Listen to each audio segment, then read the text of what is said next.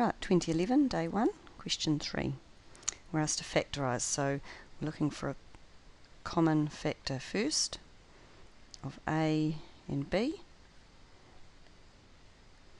And to expand that back, we need to multiply by a b to get ab squared. And we need an a there to get a squared b. Part 2, we're factorising. 3 times 1 is 3, that's our only option. 3 and a 1. Now we need to get negative 2. So the bigger number would be to be the negative. Minus 3 plus 1 is minus 2. And you could expand that back and check you get the right answer. Right, part B, we're asked to solve.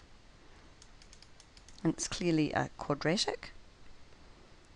To solve quadratics, we need to use the principle that if a times b equals 0, then a equals 0 or b equals 0. We're looking for a value of x to substitute. Obviously it's the same quadratic as above, so let's hope we've factorised it carefully above. Now we're looking for a value of x, so that when I substitute it into the left hand side here and multiply the two factors together, I'll get 0. Obviously x equals 3. 3 minus 3 would give me 0 for this factor. 0 times something is 0. Or, if we substituted negative 1 into the second bracket, negative 1 plus 1 is 0, times something else will always give me 0. So they're my two options. See part 1. Simplify fully. Now you can't just go cancelling because we have pluses and minuses there. We've talked about how you need to have factors before you can cancel, things multiplied together. So the top line of course looks familiar. Again, in factorising the bottom line, multiplying to 12, there's a few things. Obviously the 3 and the 4 will give me 7, x minus 3, x minus 4. Now we've got some factors that we're multiplying together. The same factor appears on the top and the bottom, so we can cancel it out, remembering x minus 3 divided into itself once, and divides into itself once on the bottom. And it's a really good idea to write out again what you've got there. Right, part 2. We're asked to solve, so we're looking for a value of x. Now it's really important that we can see that this line is the same as above. So if we substitute x plus 1, x minus 4 equals 2. Multiplying over on the other side, x plus 1 equals 2 times x minus 4. X plus 1 equals 2x minus 8. Subtracting x from both sides. And then adding 8 to both sides, we get x equals 9.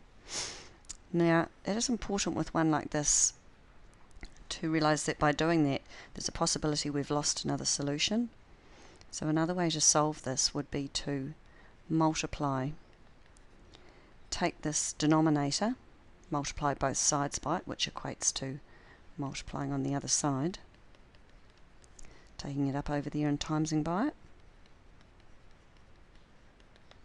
Gives us 2x squared minus 14x plus 24. Now trying to get 0 on one side, so we'll subtract an x squared. We'll add a 2x to both sides, so adding 2x over here will give us minus 12x. And we're going to add a 3 to both sides. Right, factorising. 3 times 9 is 27. And making them both negatives would mean they add to negative 12x. Solving that gives me x equals 3 or x equals 9. Well, there's the 9.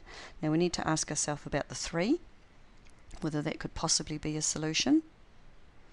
However, if you substitute x equals 3 back into the equation, we get 3 squared minus 2 times 3 minus 3.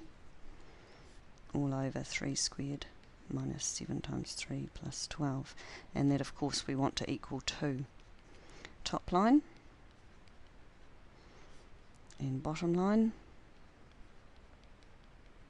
Now, unfortunately, we actually end up with 0 over 0, which is a bit of a disaster, since for a start you should never have 0 Never try dividing by 0 because that gives you an undefined answer. It certainly isn't going to equal 2.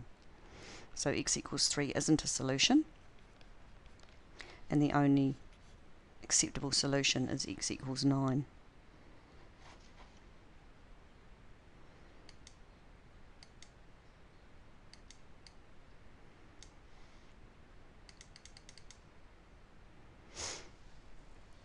On the deck of their house, Tony misses the ball and it falls to the ground. The path of the ball can be modelled. Now this is a parabola, an upside down parabola. T is the time in seconds,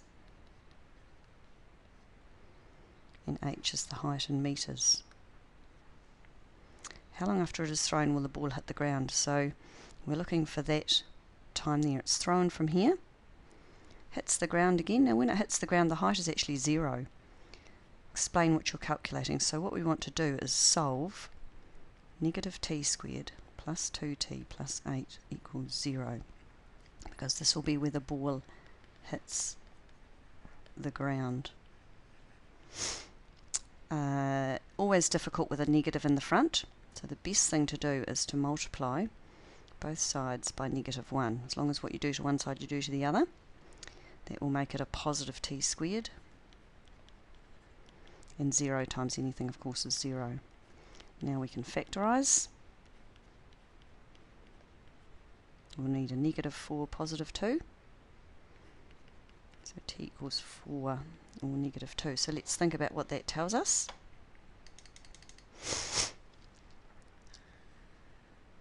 Obviously one of these is at -2 and the other one is at 4, which puts the axis down here somewhere. So clearly the ball has actually been thrown from a certain height, but clearly the other, after how long will the ball hit the ground? So the ball will hit the ground 4 seconds later. How much higher does the ball rise above the height of the point from which it is thrown? Right, so if we go back to our equation, we can work out how high it was thrown by substituting t equals 0 at 0 time. We'll get h equals 0 plus 0 plus 8 equals 8 metres. So it's thrown 8 metres off the ground. And now we need to find the maximum height. This maximum height will occur halfway between -2 and 4. So 1, 2, 3, 4. You can divide the axis up. So it looks like the maximum is actually at x equals 1. The picture's clearly not drawn very well. 1, 2, 3. 1, 2, 3. The maximum there must happen actually when t equals 1, halfway between 4 and -2. So when t equals 1, h equals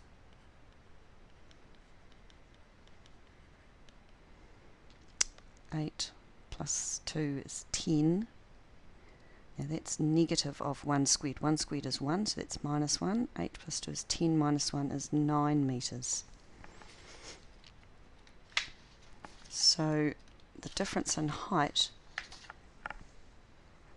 between 8 and the maximum at 9 is 1 metre. How much higher does the ball rise above the height of the point from which it is thrown? The maximum height will occur at 1 second, which is 9 metres. So the difference is 9 minus 8 equals 1 metre. And you could have another look at that one.